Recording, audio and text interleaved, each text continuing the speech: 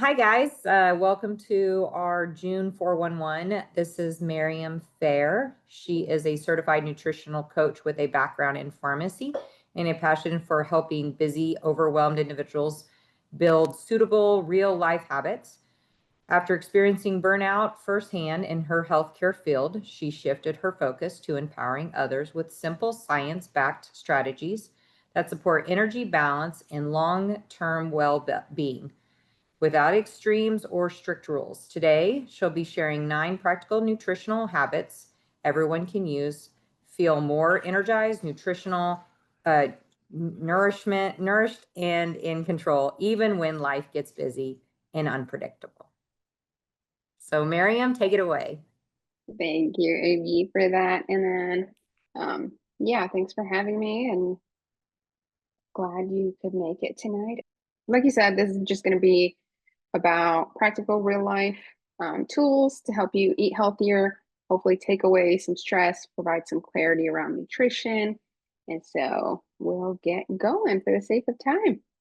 Um, to give a little more background about me, kind of how you said, I'm a pharmacist and certified nutrition coach. I don't really do a lot in the pharmacy realm anymore, but I've spent the past few years helping people just understand their health from the inside out. I struggled with my own health, picked up a lot of unhelpful habits throughout my college career and during my pharmacy career. And so um, that took a little bit of unlearning. I was tired all the time, reaching for whatever, and always kind of feeling guilty that I wasn't following whatever health trend was going on. And that just kind of led to a lot of um, overwhelm. And so things sort of shifted for me when I got certified as a nutrition coach. And I realized that nutrition isn't one size fits all and is also meant to support you and not consume your life essentially. And so that mindset really helped change everything for me. And now that's kind of what I bring to coaching and how I help people. And I just really like to try to simplify things and make it more accessible. And so I've got my family in here. They're my little support system, my 2 sisters and my nephew.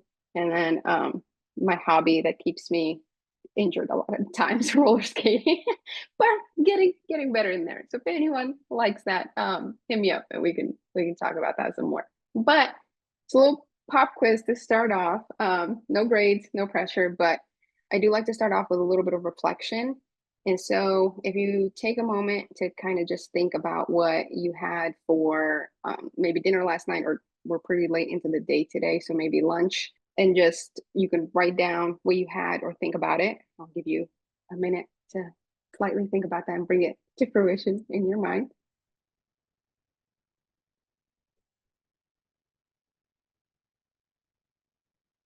And so normally, I would have you, if we were in person, I'd have you turn and share with your neighbor.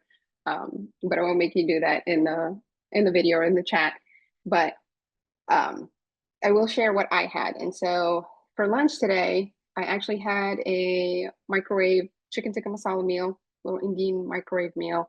And I paired that with some carrots and a little bit of Greek yogurt dipping sauce. It may shock you or may not shock you that I had a microwave meal for lunch, but I actually find it really convenient. I love Indian food. It takes a long time to cook. I don't like things that take a long time to cook.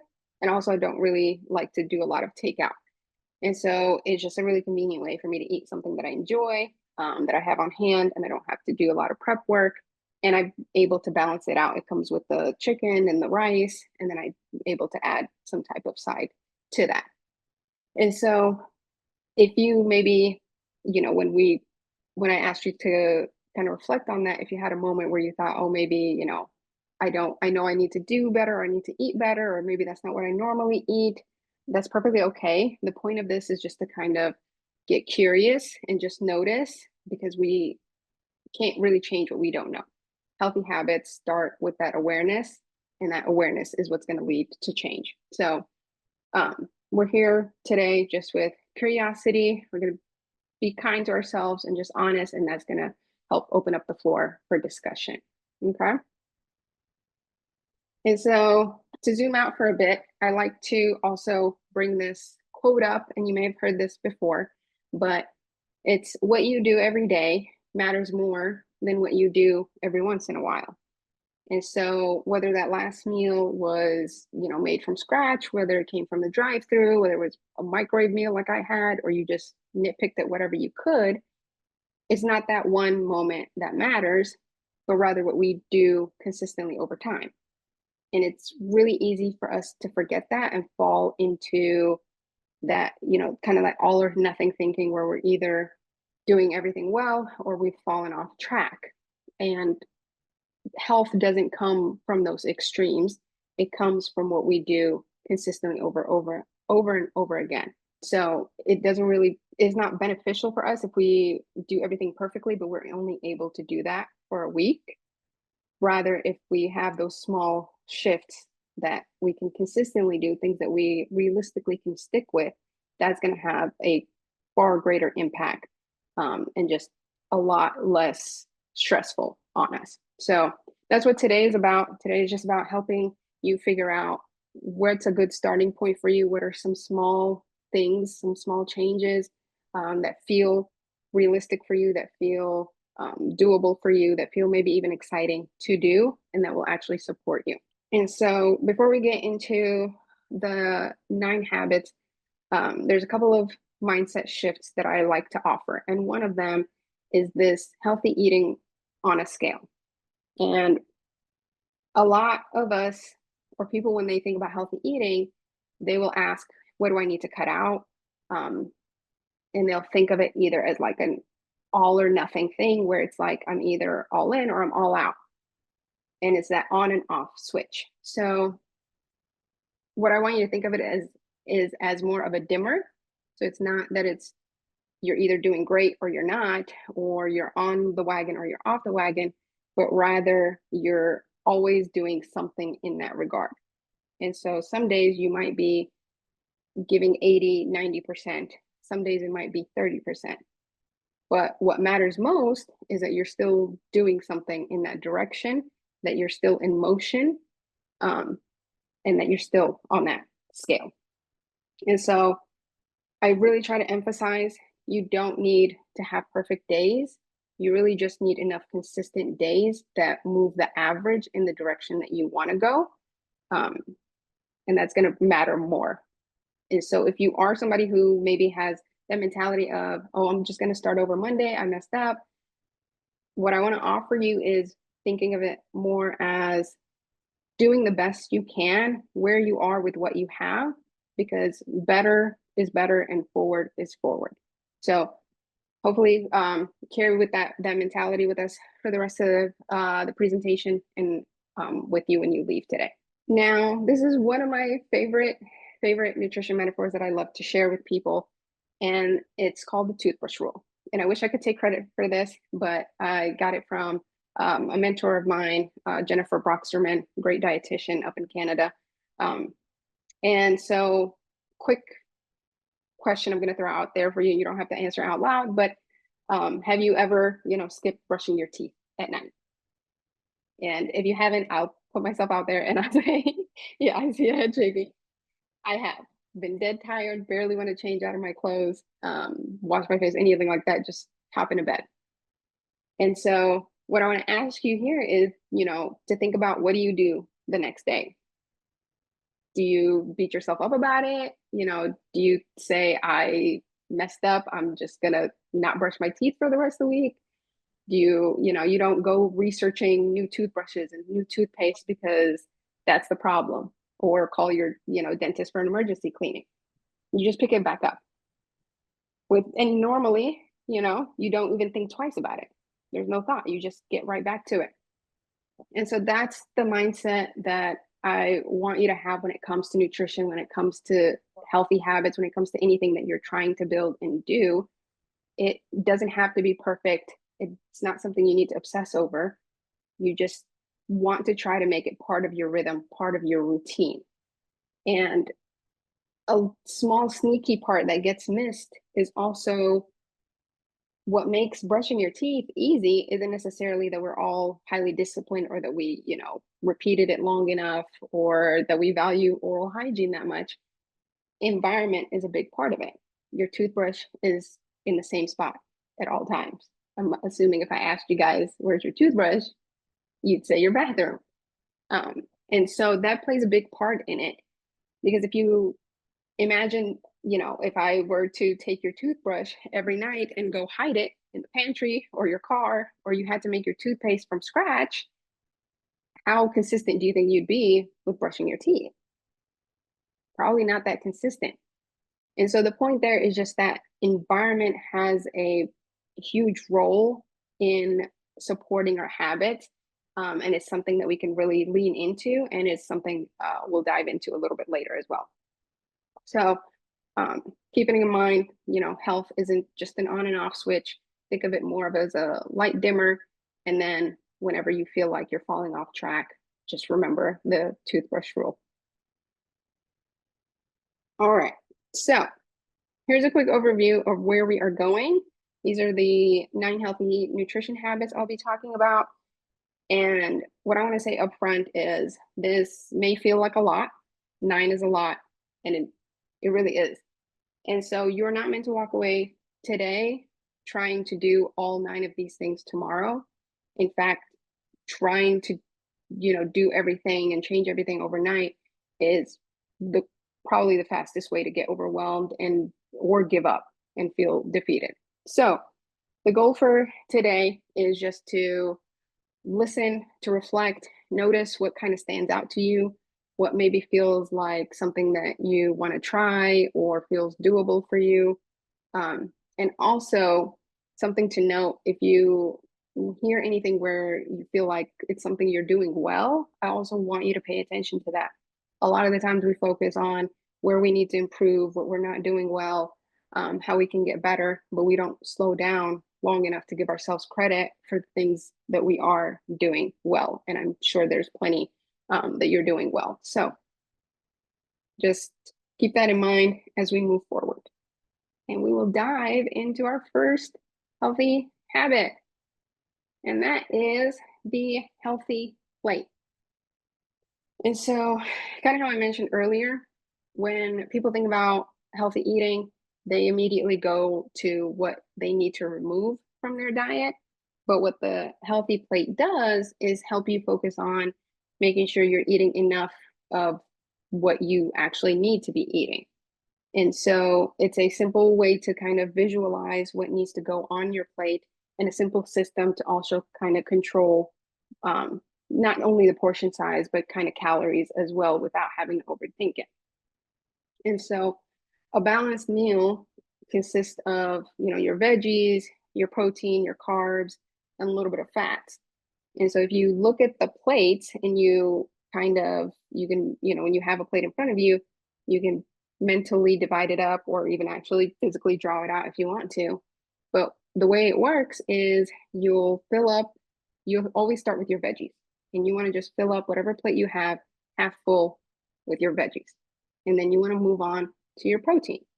And then that's going to be about a quarter of your plate. And then the last quarter is your carbs. And that automatically helps you kind of make sure you're both getting, a balance and making sure that you're not over consuming something over the other. So if you think back to that meal, I had you think about whether it was lunch or dinner or breakfast. If you were to draw it out or picture it on a plate like this, I want you to consider how much of it was veggies, what portion was protein, how much of it was carbs. And then again, no judgment, but just kind of building that awareness and noticing, what did I need more of, or maybe what did I need less of, but just noticing patterns. And this just helps learn how to build a balanced plate, essentially. It's a really easy technique as well. And so I got to toss this in there because I'd be remiss if I didn't talk about carbohydrates. And they tend to, cause a lot of confusion. They get a bad rep. And, of course, you'll hear things like carbs are bad for you. There's diets that eliminate them. But then you've also got, like whole foods that I have on here, fruits and potatoes and rice. Those are whole foods, and you're encouraged to eat more whole foods. So which is it? Like, where's the discrepancy? So I offer this like analogy of, if you think of your body as a car, then carbohydrates are the gas that goes in it. And so carbohydrates are the main energy source that your body needs. And despite what you hear, you really do need it. But quality does matter. And so I think that's where a lot of the confusion for people comes in. And that's where a lot of the um, making it seem like it's bad for you comes from. And so I'll want to break it down into 3 levels to kind of help with that. And before I do that, I do want to talk about processed versus minimally processed foods or whole foods. And processed is also not necessarily a bad word. Processed foods aren't inherently bad. It just means that it's further away from, or it's been altered from its original form. So if you think of like a potato, and you think of potato chips, they don't necessarily look the same, and it's been processed. And so processing isn't necessarily bad, because even mashing a potato is processing. It's just that when it's overly processed or highly processed or ultra processed, all these variety of words that you might hear, it's just been stripped of a lot of its nutrients. And so that's why with the level 1 here of highly processed, so that red category, that's going to be like the chips, the cookies, the white breads, the sodas, those we want to limit, not because they're necessarily bad or toxic, but because they're not very nutritious. They're very calorie dense, and they just leaves your body wanting more. And the reason a lot of times people will say, carbs are going to spike your blood sugar, it's usually these highly processed foods. And that is, again, because they've just been processed, and now your body doesn't have to do a lot of work to break them down, and it releases that energy really quick. Again, not necessarily always a bad thing. If you're maybe like a runner, or even diabetic, sometimes you need that quick blood sugar rush, but you do want to limit these, because they're just, there's not a lot of nutritional value in that for you. Now, level 2 is kind of the in between. And so you've got kind of like your higher fiber breads, your whole grain pasta, cereals with better ingredients. And these are kind of going to be in between, but they're still a little bit removed from the whole foods, or the level 3, where it looks more like its original source. And then you have level 3, which is, you can think of it as your premium quality, or your premium gasoline or premium carbs. And that is going to be more closer to its origin. It looks more like how it grows. You've got your potatoes, your fruits, your rice, and that's what we want to eat more of. And these are also really great for you, because they usually take longer to break down, which means you'll be fuller longer, has more nutrients for your body, and just leaves you a lot more satisfied. And so something I like to joke about is that you don't find granola bars growing on trees. And so that's one way to distinguish the premium from kind of like the level 1 or highly processed foods. And your premium carbs are also going to be often self-limiting. And what I mean by that is, you usually don't binge a whole bowl of apples or a whole bowl of, gluten-free oatmeal at night. Not necessarily because they don't taste good, or that you're disciplined in that area, but because they're just more nourishing and harder to kind of overeat in that way. So we don't want to cut out carbs, is the point here, but we do want to make sure we're getting quality carbs. That's just going to leave us feeling fuller, give us more nourishment, and just more satisfied overall. So that's the first one. It was the healthy plate. And just wanted to make sure I hit on carbohydrates, since I mentioned that being part of the plate as well. Habit number 2 is about portion size. And so over the years, our portion sizes have grown. Plates are also not quite standardized. It's really hard to know how much you need to eat, and measuring and weighing everything and tracking everything is just not really feasible. It's time consuming. Just personally not something I want to do all my life. And so how can you know how much you're really supposed to be eating without having to track everything? And the great thing is they did some research and they found out that your hands are actually very useful nutrition tools. And they're portable, they're proportionate to your body. So it's a really great way to know how much is enough for you personally. Of course, you can tweak based on your goals and things, but it's a great starting point, and really helps in different situations. And so how this works as well is, with each meal, with, for instance, your vegetables, you fill up your plate with as much vegetables as you can hold in 2 hands. And then you move to your protein, and that's going to be about the size of your palm, usually 1 for women, 1 to 2 for men. Then you've got your carbs, and then that's about the size of your fist. And fats is just going to be the tip of your thumb. And so this is a really great way to kind of have that visual check, especially when you're on the go. And again, this is not a hard rule, especially because a lot of meals may be like mixed together. But again, it helps visualize how much you need to be eating. And it helps in situations where those serving sizes are standardized. So restaurants where they just serve you the big portion, and that's usually more than most people need. This is a great way to kind of get back in touch with your body and see what your body needs, instead of just taking, what's in front of you in the plate. All right. Habit number 3 is going to be coloring it up. And so, as you can tell from the picture, this is going to be about adding more colorful fruits and vegetables. And I've got a crate tracker that I provide, and I'll send this out as well. But this is the Rainbow Challenge. And it's pretty much what it sounds like. And the goal of it is to essentially try to eat your way through the color rainbow. And by doing so, you end up getting a lot more variety of fruits and vegetables. And people are just generally not getting enough variety, let alone enough servings of the fruits and vegetables. And this is just a really fun way that I've found to use with clients to kind of gamify it as well. And this is going to be a really great way to get, natural sources of vitamins and minerals and fiber to help with digestion and gut health and all the good things. So, and every time you try something from a different color group, you give your body a different set of nutrients.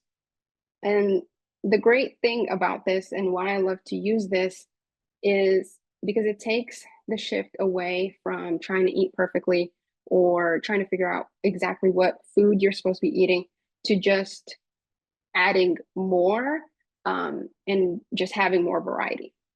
And so when I give this to people, first thing I tell them to do is go ahead and scratch out any food that you don't like to eat.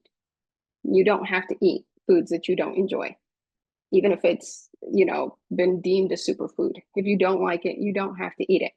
There's enough variety, there's enough options in the different color groups that you can pick something that you like. And so this is just a really great way to add that variety, to have more fruits and vegetables and not feel so restricted. And for kids, got a bingo version.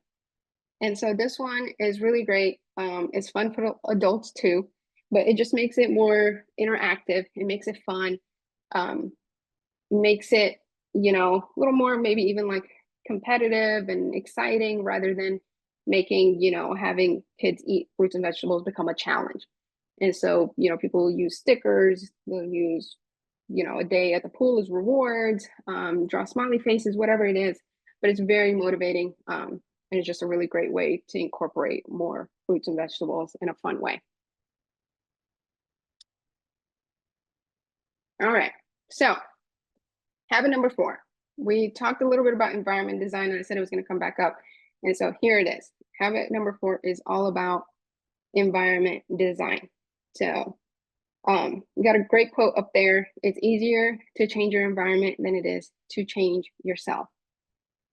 a lot of people think their inconsistency comes from um, discipline problem or willpower problem or wanting to try harder or even knowledge. But if you look at the iceberg of success, willpower and knowledge are just they're just the tip. But mindset is bigger, but environment is a huge part of that. So thinking back to that toothbrush example, again, we don't necessarily brush our teeth just because we're afraid of being shunned by society or we're highly disciplined, but because it's convenient, because it's there, it's part of our flow. It's always in the bathroom. We know where it is. We don't have to go searching for it. And the same applies to food. If those fruits and veggies are in the back of your fridge, or the mixed nuts and things are in the back of the pantry, you have to go searching for it, or you have to make everything from scratch, and you've got chips and cookies on the counter, which do you think is really going to win? And so the question isn't how do I get more motivated, but rather how do I make my environment help me make the healthy choice the easy choice. And so environment is also not just the physical, so not just the space that you're in, but it also is the social. So are the people in your life helping you make those healthy decisions? Are they supporting you? Can you ask them for support? Online, what you consume, is it helping you feel better or is it making you feel worse about yourself? All these things matter, and the environment is crucial over just trying to white knuckle through it. And so I love to share this quote because I think it really emphasizes that. And it's a bit lengthy, but I still want to read it to you guys. And it comes from Atomic Habits by James Clear, which is a great book for habit building. But it says, when scientists analyze people who appear to have tremendous self-control, it turns out that those individuals aren't all that different from those who are struggling.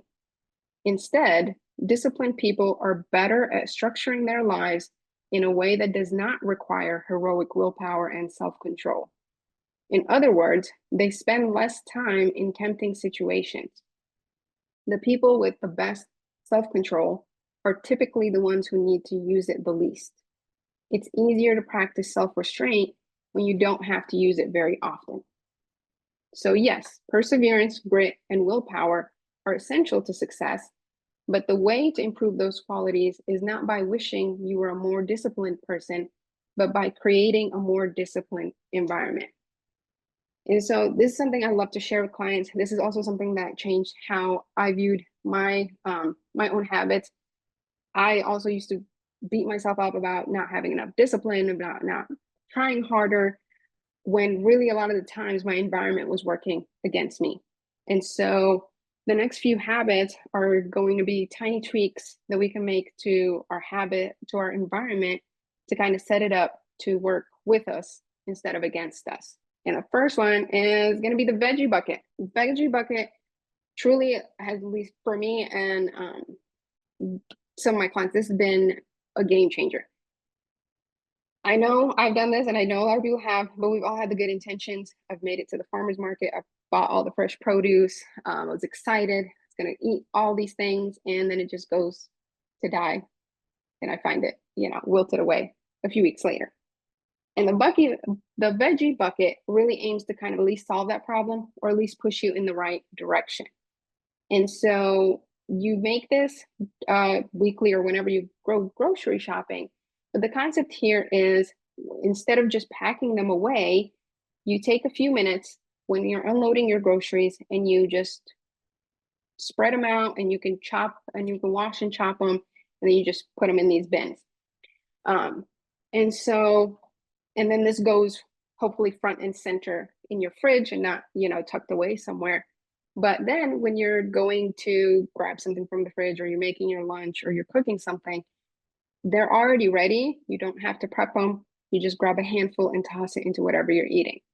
And even if it just ends up being, one extra serving of vegetables that you have, that's one extra serving that you wouldn't have had before.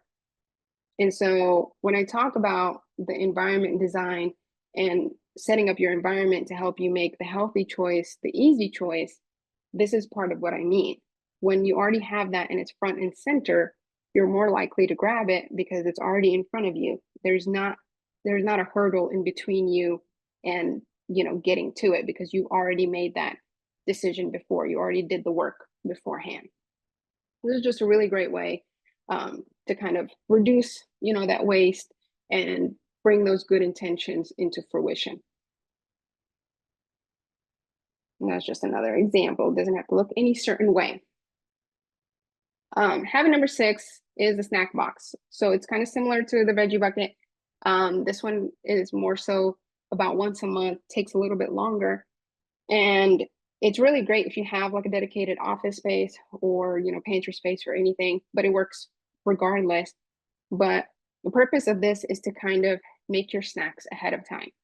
And, usually this works best for non-perishables, but I know for me and a lot of people, there's certain snacks that we kind of go to over and over again, and or at least healthy ones that we know we want to have, but sometimes it takes a little work to get to them.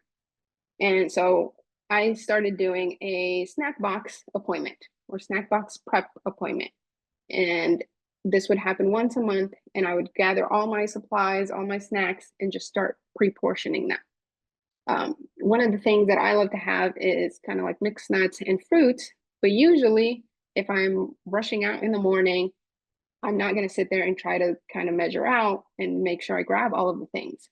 What this does is take away, again, that hurdle, that step that gets in the way of our good intentions, because once a month during my snack box appointment, I'll have pre-prepped everything. And so you get to choose what snacks you like, crackers, jerky, whatever it may be, but then they're all in one place. And so whenever you're, running out the door or you're wanting something during work or your energy dips, you already have made the choice of a healthier snack prior to, and to just go to your snack box. And what I recommend for this is to kind of treat it like a standing appointment, like you would with anything maintenance wise, kind of like a haircut or oil change, but you just put it in your, in your calendar, because things don't get done if it's not in the calendar. But then you can look and you see it coming up. And usually what I do is I'll add my snacks to my grocery list and I have it. And then when my snack box appointment comes, sit down, watch a show, talk to a friend, listen to music, whatever it may be, and put it together. And usually this does take, anywhere between 45 minutes to 60 minutes. But that one effort saves a lot of headache and stress throughout the month, because all of these things are already prepackaged.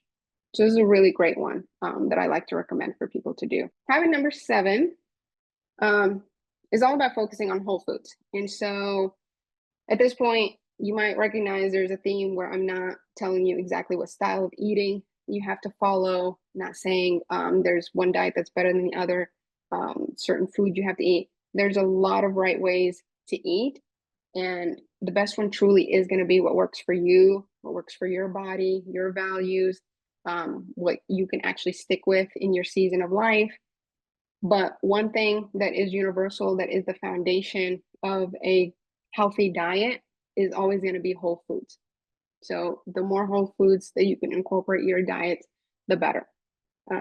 There is just going to have a lot more vitamins and minerals. It's going to help with your energy. It's going to help with your performance and your health, your digestion, your mental capacity. All these things is just going to give you a lot more nourishment. And a way that I like to really think about this, and what I want to offer you, is aiming for like solid 80s. And so if you think back to school, if you're getting 80s, 90s on your grades, then you're doing pretty good. And it usually means that you still have a little bit of flexibility. You have time for fun and life and whatever activities you want. But you're not, if you're aiming for 99.8% and maybe crying over that 0.2, then it's a lot more stressful. And so that doesn't leave a lot of room for that joy. But if you're, aiming for that solid 80, then you're still able to incorporate, going out to get ice cream with your kids, or baking cookies with your friends, or going out to dinner and not feeling guilty about it. And the 20% is not necessarily, I want you to think of it as cheat meals or bad foods, but rather I honestly love to call them joy foods. It's still just part of life. It's part of a flexible and balanced approach. It leaves room for just realistic living. And yeah, and so it's a lot more easier.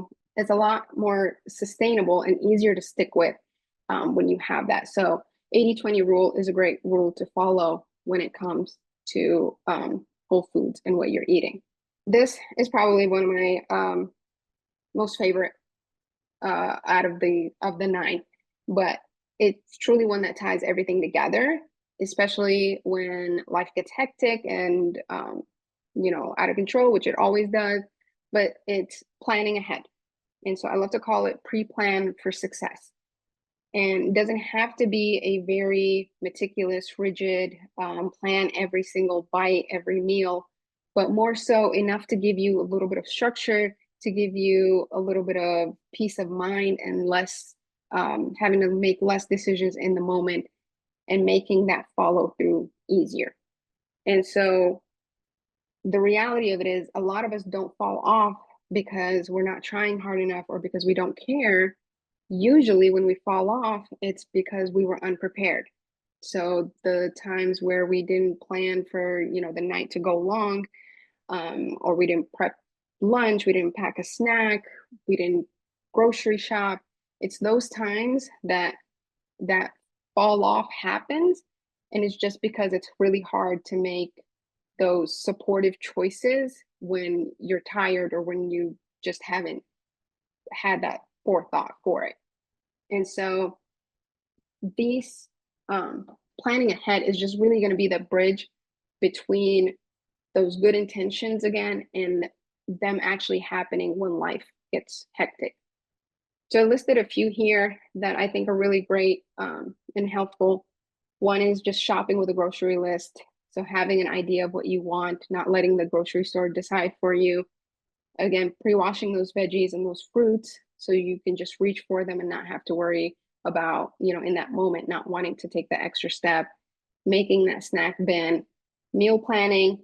And by meal planning, I don't mean, actually cooking the food, but just even jotting down and having an idea of what you're going to have for lunch that week or dinner that week, just kind of having that idea. Taking, a few minutes the night before to pack a lunch with snacks, batch cooking and freezing the leftovers. That can go a really, really long way and is very beneficial because it just lasts a long time and you've got your own essentially microwave meals. So these are really great ways to just be more intentional and have a greater impact and make it easier for those healthy choices to happen when life gets busy. And so I do actually really recommend, especially when life gets busy, the more important it is to take even just 5 minutes to do some of these, picking one or few of these and doing them, because it becomes that more important when you are busy. Another tip for planning ahead is the healthy meal exchange group. And so this one is nice if you're able to kind of team up with a few health-minded friends and plan together. And so instead of trying to do all of it yourself, what you can do is, if maybe 2 or 3 of you got together or 4 of you got together, each of you would cook one meal, kind of portion it out, make 20 servings of that, and then split it amongst you. You would keep, 5 for yourself, share the rest, and then you end up with 20 healthy meals. And this just really helps take some of that stress out. It helps add a little bit of variety, a little bit of accountability, and it just keeps it just more fun, I think, in my opinion, if you're able to. And even if you're able to do this with just one person, again, it's really great. The main idea with the healthy meal exchange group is you don't have to do it alone. A little bit of community support can go a long way if you're able to have access to that. The last one is a trick I like to call pick 2, make 10. And so this is another take on the snack box, but this is more weekly, and this is more for things that are perishable. But instead of trying to come up with snacks for, every day of the week, every time, you just pick two combinations that you like, you make 5 of them, and then boom, you've got 10 snacks for the entire week. So for instance, the apple with some nuts, veggies with any dip, blueberries with yogurt, you've got fruit, and a boiled egg, or grapes and cheese. These are just really great because it keeps that variety. You are not eating the same things over and again, but you're also not having to rethink what you're going to have every day or reinvent the wheel. And when the fridge is stocked with these kind of grab and go options, again, it makes that healthy choice the easy choice because it's already there for you. Not saying that you may not reach for something else, but at least this takes away that extra decision making because you already made the healthy choice for yourself earlier, and you can just grab this and go. The last habit I want to touch on is about mindset. And again, if you look at the iceberg of success, mindset sits at the bottom, is the foundation of everything. And what I really want to hit on as far as mindset goes is that the way you talk to yourself shapes your life. It affects how you respond to challenges. It affects how you bounce back, and how consistent you are over time with everything.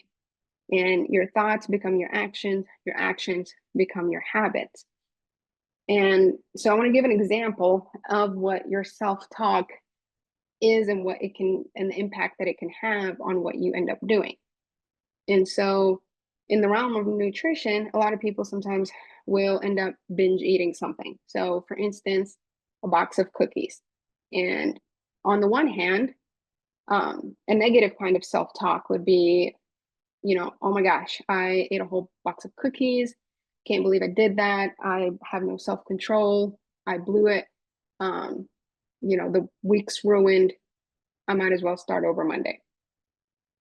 On the other hand, same concept, having ate a whole box of cookies could be, oh my gosh, I ate a whole box of cookies. I didn't really plan to do that. That doesn't really fit my goals, but it happened. I'm human.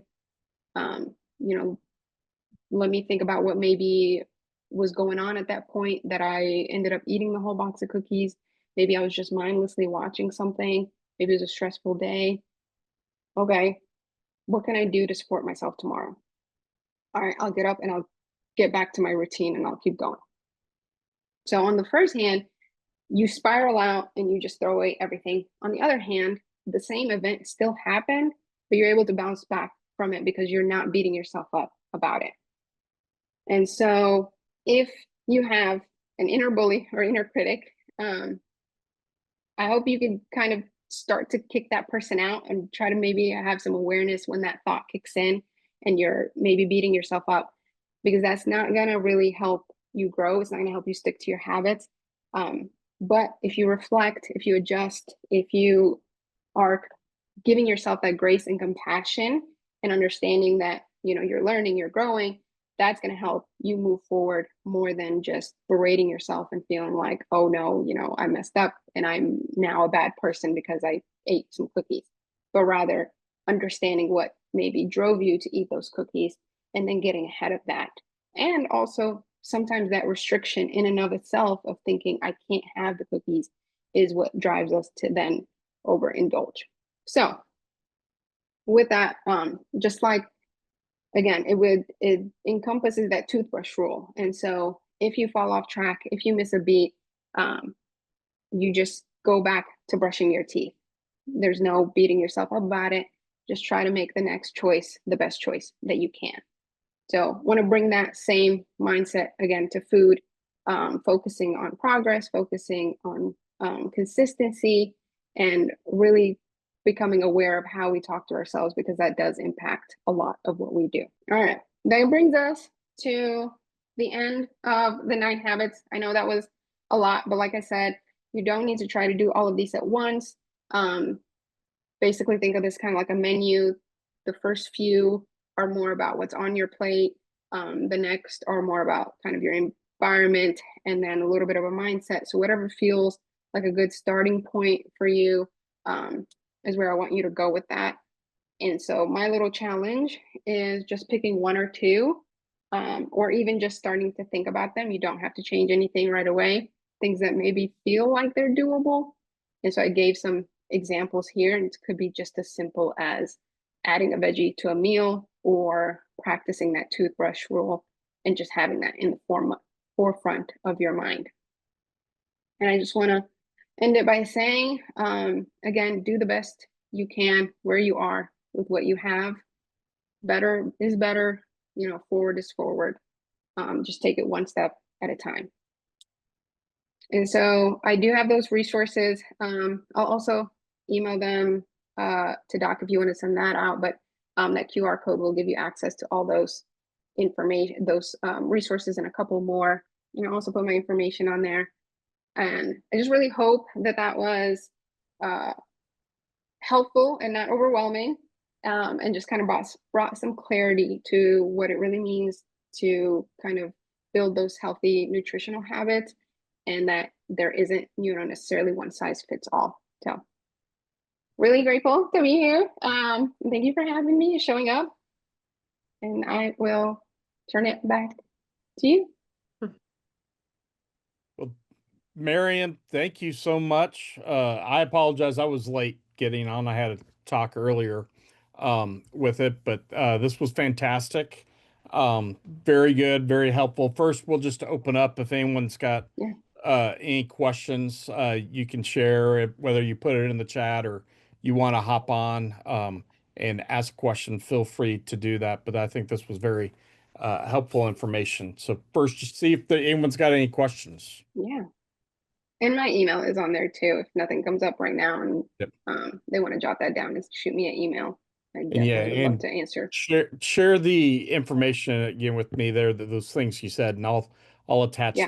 that when we post this online and everything. Okay, perfect. Yeah. So, but yeah, this was a very good talk. I think my problem is I use the hand rule differently. The fingertip or thumb tip for the fat, I Yeah. usually use that for vegetables, so that might be in fruit. So that might be my problem. And I use the two hands for either fat or meat.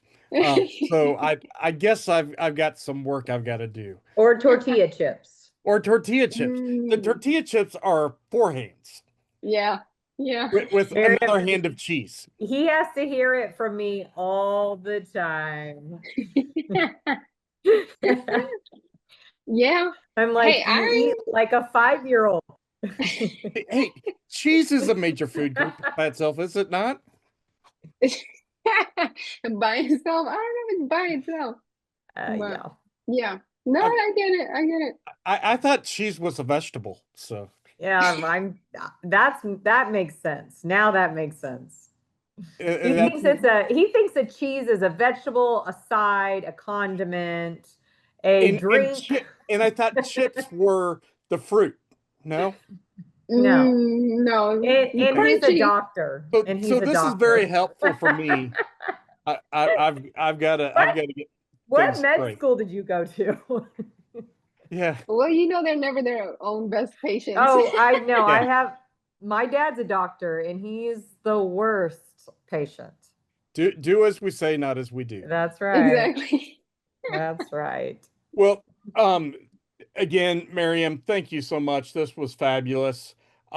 We are taking July off because it is camp month. We are just a week and a half away from our SOAR camps, and so we'll be doing camp the fourth week of July. And so we will come back together in August. And August 26th will be our next talk. Another good friend of mine, Dr. Stephanie Holmes, will be speaking, and her talk is again another talk that every caregiver needs to hear. It's going to be entitled "Self-Care. I Don't Have Time for That." And so it's going to be great. She's fantastic. She's based in Atlanta, Georgia, and she'll be joining us. So make sure you sign up and you attend that one, but that'll be really good. So again, Mariam, thank you so much. I appreciate Thank you you. coming out. I apologize again. I was a little late in coming, but Amy covered for me. You get the much prettier version of SOAR I did. that way. Slight- And the slightly healthier healthier. and the Slightly healthier healthier too. version of SOAR. So this is all up her alley. This is everything Yeah. she does. I definitely need to hear this talk because I need to be fueled for greatness. I I love need it. to be better. So Yeah. Well, thank you so much for having me. This was a delight. all Yes, right. thank you. Well, everyone, you all have a blessed night, and we will see you all in August. Thanks again, everyone. All right. Thank you, Mariam. Thank Thank you, Mariam. you. Good Bye-bye. night.